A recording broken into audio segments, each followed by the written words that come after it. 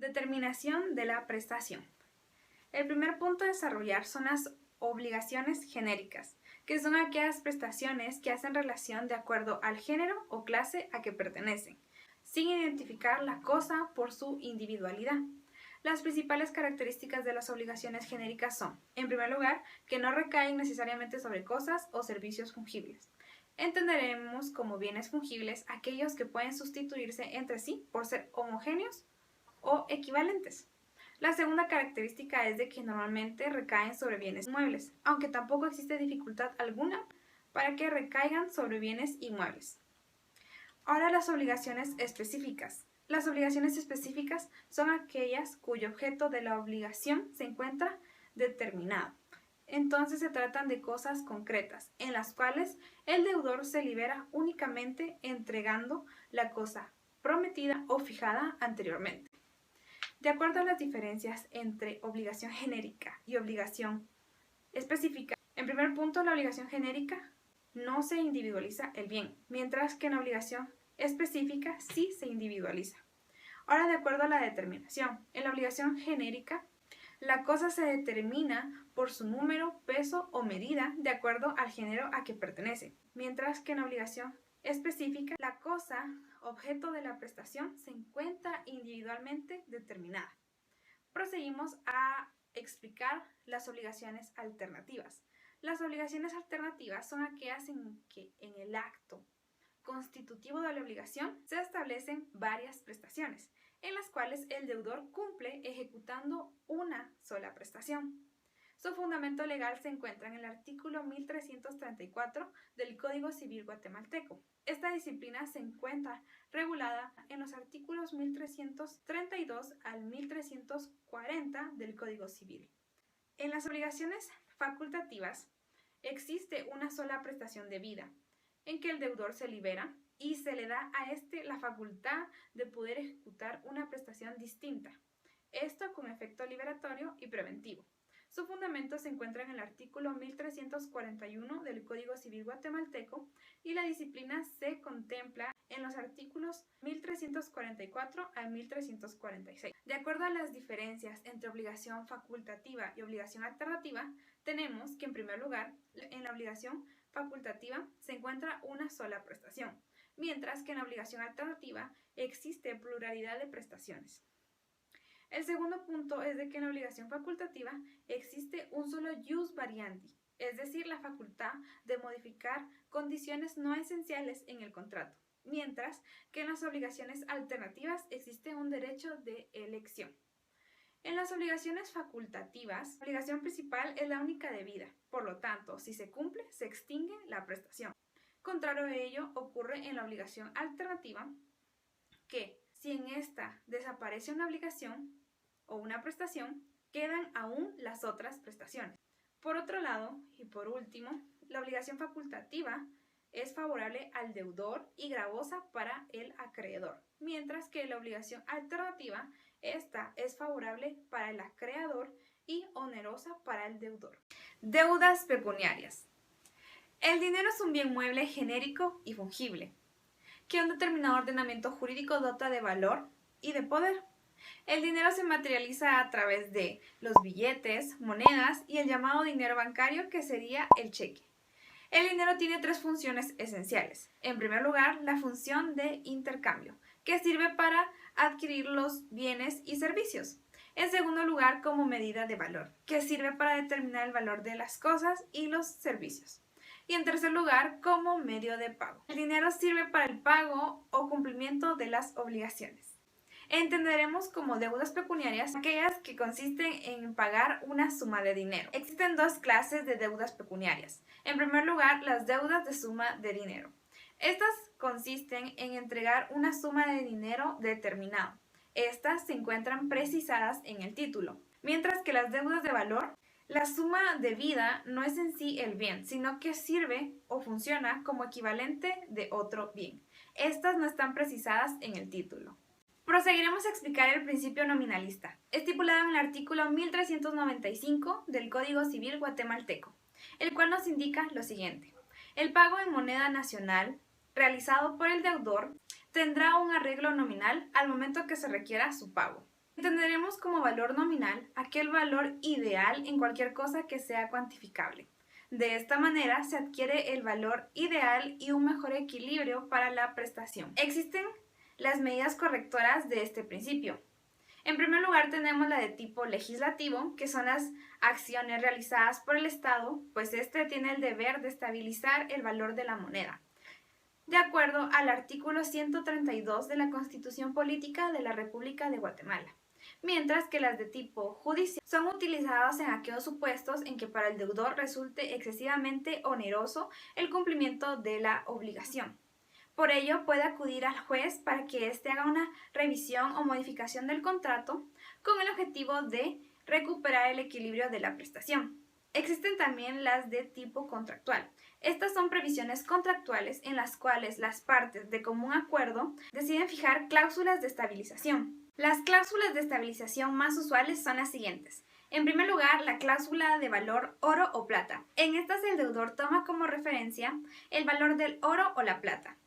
La segunda es la cláusula valor de determinados productos o mercancías. En esta se tomará como referencia el precio de productos o mercancías relevantes. Cláusula valor moneda extranjera. En estas tomarán como referencia determinada moneda extranjera, ejemplo, el euro o el dólar. La última cláusula es la cláusula valor del índice de coste de vida.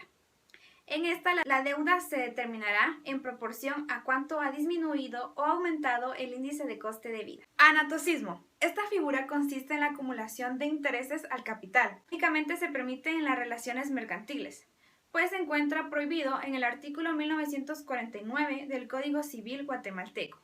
Proseguiremos a comparar el artículo 1949 del Código Civil con el artículo 691 del Código de Comercio. Para iniciar encontramos como similitud que ambos artículos regulan capitalización de intereses. Y como diferencia esencial encontramos que el artículo 1949 prohíbe esto, mientras que el artículo 691 lo permite únicamente en las obligaciones mercantiles. El cumplimiento de la obligación. El cumplimiento normal de la obligación es el pago. Entenderemos el pago como aquel acto jurídico de exacta ejecución de una obligación adquirida, que por medio del cual se da el cumplimiento de una prestación debida. El pago tiene dos características. En primer lugar, la exacta correspondencia entre el deber jurídico con la prestación debida. Y en segundo lugar, que es el medio normal por medio del cual el deudor se libera del vínculo obligacional. El pago tiene tres elementos. En primer lugar, la satisfacción del interés del acreedor. En segundo lugar, la realización del deber del deudor. Y por último, el desenvolvimiento del sistema complejo de intereses que se da en una obligación. La regulación del pago se encuentra en los artículos 1380 al 1422 del Código Civil. Los receptores del pago son aquellos que tienen el poder de exigir al deudor la prestación debida. El pago realizado a persona autorizada está estipulado en el artículo 1384 del Código Civil. En este, el pago se puede realizar al acreedor o a quien tenga su mandato o representación legal. En esta se dan dos supuestos de autorización. En primer lugar, mediante mandato y en segundo lugar, por representación legal, que serían los padres, tutores, entre otros. En este, el artículo 1385 estipula que no es válido el pago a persona menor o incapaz, al menos que si le favorece al mismo, se tendrá por extinguida la obligación. El pago realizado al acreedor aparente se encuentra estipulado en el artículo 1389 del Código Civil. Es una medida de protección o tutela del deudor que honestamente cree pagar al acreedor legítimo. La prueba de la buena fe corresponde al deudor, pues éste pretende el cumplimiento de la obligación. El pago mediante tarjeta de crédito. Este funciona así. El deudor, que sería entonces el titular de la tarjeta de crédito, se la entrega al acreedor, que sería la empresa o el profesional, para que así éste se cobre mediante este instrumento por la adquisición de bienes o servicios del deudor. El titular de la tarjeta debe tener en cuenta el saldo necesario de los cargos derivados de la utilización de la tarjeta. Me parece pertinente recalcar que la tarjeta de crédito es un claro ejemplo de la figura anteriormente estudiada anatocismo, ya que en la tarjeta de crédito se acumulan los intereses al capital. Por otro lado, el establecimiento mercantil, adherido al sistema de utilización de tarjetas de crédito, deberá aceptar esto como medio de pago, ya que al ser parte de este sistema, tiene la obligación de aceptar las tarjetas de crédito como medio de pago para la adquisición de bienes o servicios. Estas deben ser aceptadas como consecuencia del contrato de emisión de tarjetas de crédito. Claro está que los establecimientos mercantiles tienen también la facultad, y más que facultad, la obligación de verificar la validez de las tarjetas de crédito. Esto se realiza mediante la comprobación del nombre del titular de la tarjeta y la firma correspondiente. Cumplimiento de la prestación. Segunda parte. Como anteriormente mencionamos, el cumplimiento consiste en la exacta ejecución de la prestación debida. El presupuesto de exactitud de la prestación se encuentra contemplada en el artículo 1320 del Código Civil guatemalteco. Los requisitos objetivos del pago son dos. En primer lugar, la integridad del pago y en segundo lugar, la identidad del pago. De acuerdo a la integridad del pago, el acreedor tiene la facultad de exigir que la ejecución de la prestación se dé por entero o por completo. Su fundamento legal se encuentra en el artículo 1387 del Código Civil guatemalteco. Mientras que en la identidad del pago, el deudor no puede obligar al acreedor a que reciba una cosa distinta a la pactada. Por lo tanto, para que el pago sea plenamente normal y liberatorio, se necesita que la prestación ejecutada coincida con la prometida.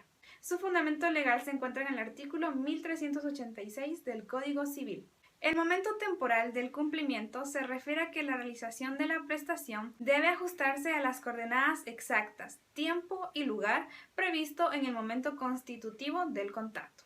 La importancia del lugar del pago se extiende no solo en materia procesal para la determinación de la competencia de la reclamación judicial, sino también para determinar las normas a aplicar. Además de eso, el artículo 1398 del Código Civil establece como regla que el pago debe realizarse en el lugar pactado en el contrato.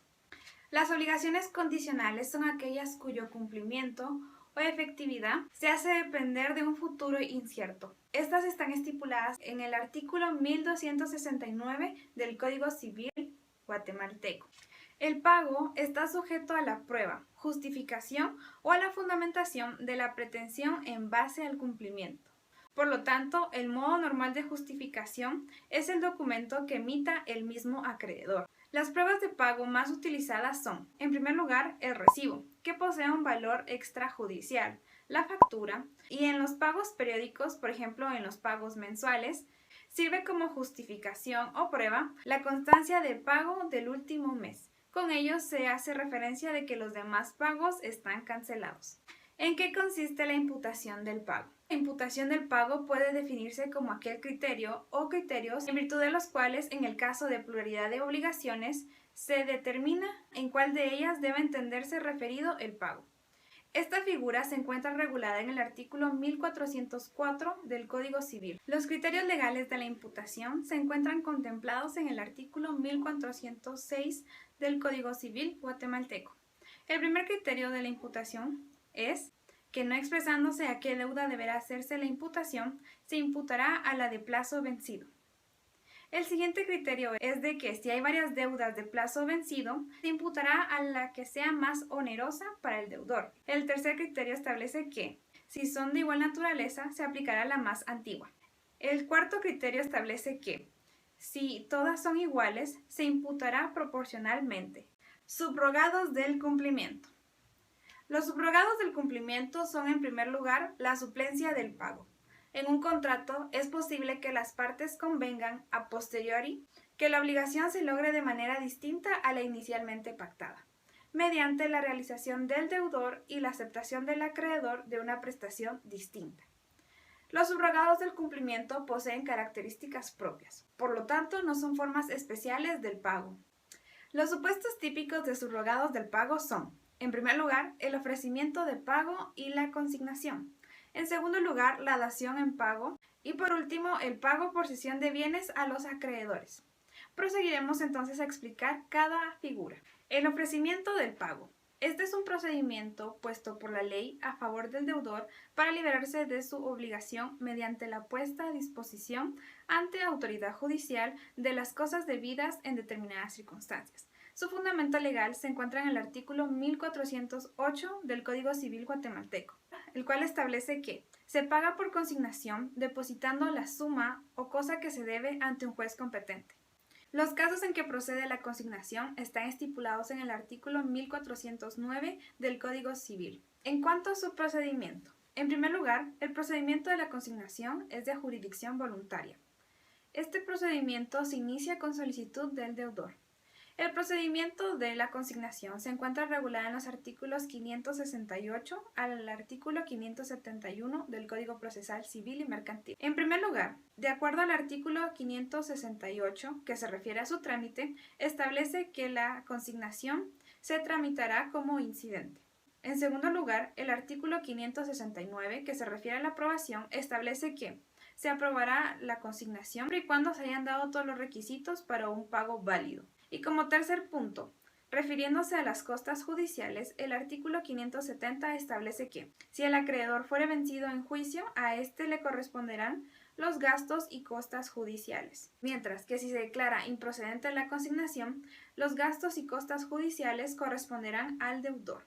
Por otro lado, el artículo 571 establece que, en ausencia del acreedor, el juez dará lugar a la consignación, pero retenerá los bienes mientras se apersone el acreedor. La dación en pago no es más que la ejecución de una prestación distinta a la convenida, aceptada por el acreedor.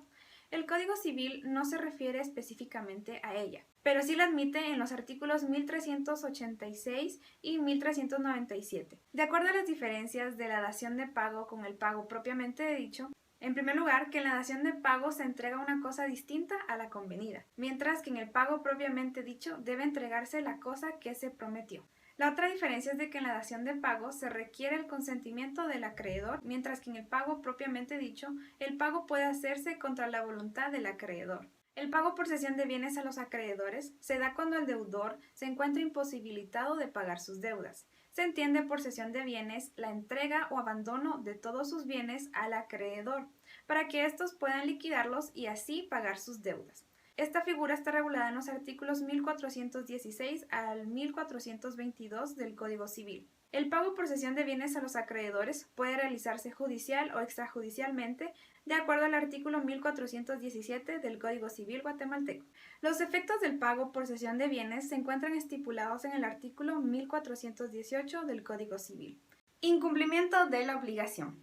El incumplimiento de la obligación es el hecho amplio y objetivo que causa la insatisfacción del acreedor, como se puede dar la del deudor también.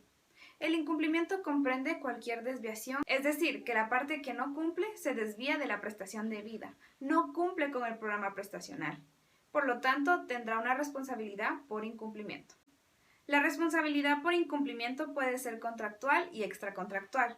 La responsabilidad por incumplimiento contractual se refiere a la existencia de una relación obligatoria establecida en un contrato, mientras que la responsabilidad por incumplimiento extracontractual consiste en que el deber de reparar el daño se produce como consecuencia de un contrato social.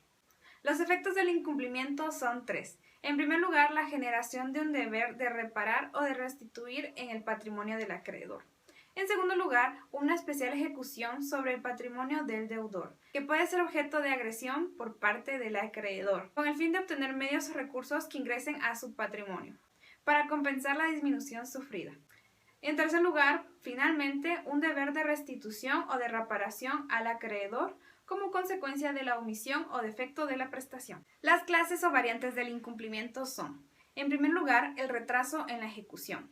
En este no se cumple con el plazo previsto o fijado en el contrato. Supone que la prestación todavía puede ser cumplida, aunque tardíamente. Por otro lado, también tenemos la ejecución de una prestación defectuosa, entendida también como la ejecución inexacta. En esta la prestación sí se cumple, pero mal o de mala forma. Y por último tenemos el incumplimiento definitivo de la obligación. En esta ya no existe tardío o defectos, simplemente no se cumple y por lo tanto ya no es útil para el acreedor. En cuanto a la mora del deudor, es la situación que se produce como consecuencia de haberse retrasado el deudor en el cumplimiento de una prestación debida. El Código Civil regula esta cuestión en los artículos 1428 al 1432. Para situar al deudor en mora, se requiere, en primer lugar, una obligación positiva en dar o hacer. En segundo lugar, una obligación exigible, es decir, que se haya vencido. En tercer lugar, una interpelación o intimidación del acreedor al deudor. Y por último, la culpabilidad del deudor en cualquiera de sus dos grados, dolo o culpa. Los efectos de la mora son dos. En primer lugar, la responsabilidad por los daños y perjuicios causados al acreedor por el retraso. Esto está estipulado en los artículos 1433, 1434 y 1435 del Código Civil. Por otro lado, la permanencia de la obligación.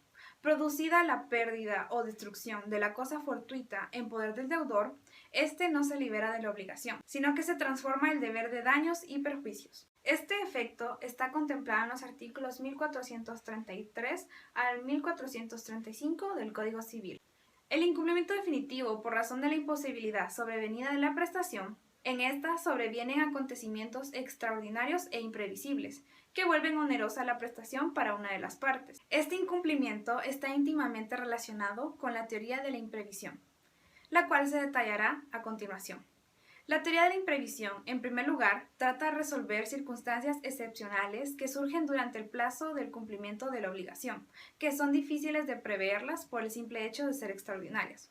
Por otro lado, pretende la revisión de los términos del contrato, para que el cumplimiento de la obligación no sea excesivamente oneroso para el deudor. Esta figura está contemplada en el artículo 1330 del Código Civil. Responsabilidad por incumplimiento.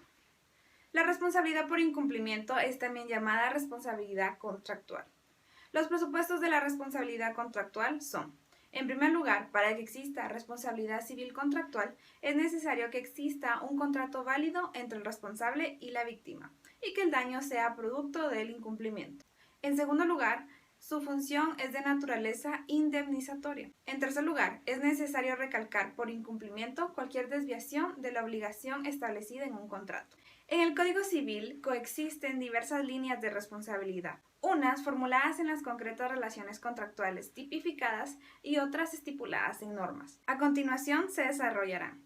Como primer punto tendremos un análisis del artículo 1423 del Código Civil. En este artículo, la culpa del deudor se supone parcialmente, no totalmente, pues admite prueba en contrario, es decir, que le da al deudor la facultad de probar que actuó de forma diligente para poder liberarlo de la deuda.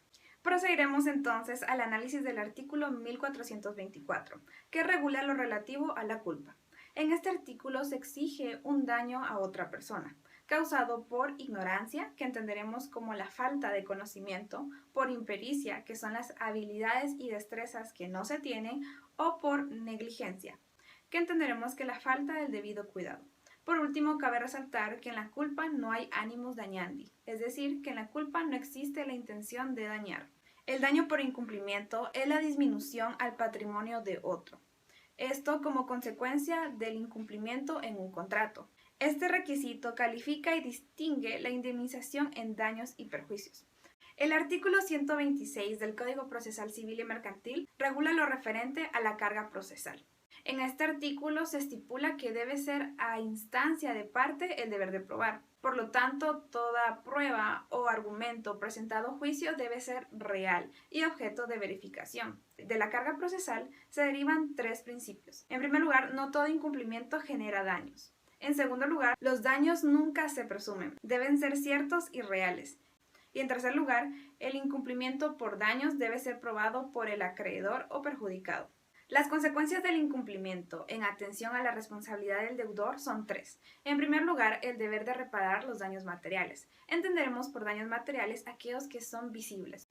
En segundo lugar, el deber de reparar los daños morales, que entenderemos como aquellos que no son visibles. Nos referimos entonces a acciones o derechos subjetivos. Y en tercer lugar, en el caso de las obligaciones recíprocas en que tanto acreedor como deudor tienen la responsabilidad de cumplir, este deber de reparar se da en ambas vías. Indemnización de daños y perjuicios. Es el resarcimiento económico producido por el menoscabo al patrimonio del perjudicado. El fundamento legal de esta figura se encuentra en el artículo 1434.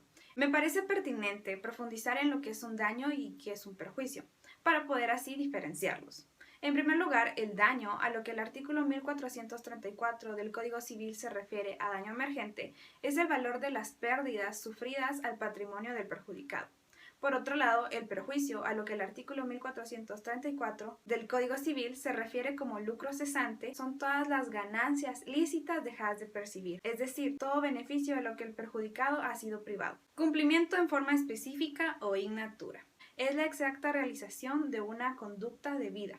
Al respecto de esto, el artículo 1324 faculta al acreedor para poder exigir el cumplimiento de la prestación debida en forma determinada. Responsabilidad del deudor por la acción u omisión de sus auxiliares.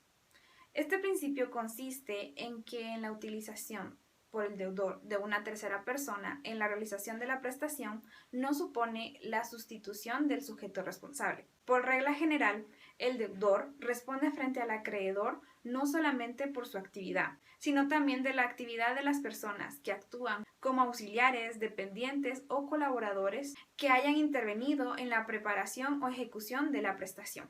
Exoneración del deudor. Significa liberar de una obligación o deuda al deudor. Se puede dar bajo circunstancias de casos fortuitos o fuerza mayor. Si se logra acreditar que incurren estas figuras ante juez, se libera el deudor de la prestación. El Código Civil no define el concepto de caso fortuito o fuerza mayor. Sin embargo, puede afirmarse que acepta la noción positiva y la noción negativa. Noción positiva. En esta dispone que si las condiciones bajo las cuales fuere contraída la obligación cambiaren notablemente a consecuencia de hechos extraordinarios imposibles de prever o evitar, haciendo su cumplimiento oneroso para la parte pasiva, se puede exigir revisión mediante declaración judicial. Artículo 1330 del Código Civil. Mientras que la noción negativa establece que, cuando la obligación de hacer resultare imposible sin culpa del deudor, se tendrá por extinguida, y cuando se establece que la cosa se pierde sin culpa del deudor, la obligación quedará sin efecto.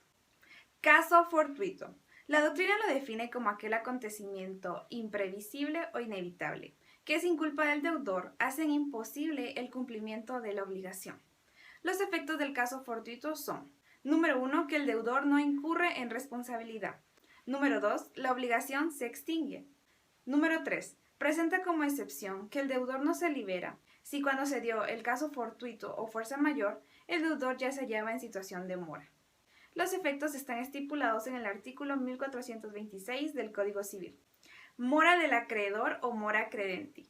Es aquella situación en la que se produce un evidente retraso en el cumplimiento de la obligación, como consecuencia de un comportamiento debido o esperado por parte del acreedor.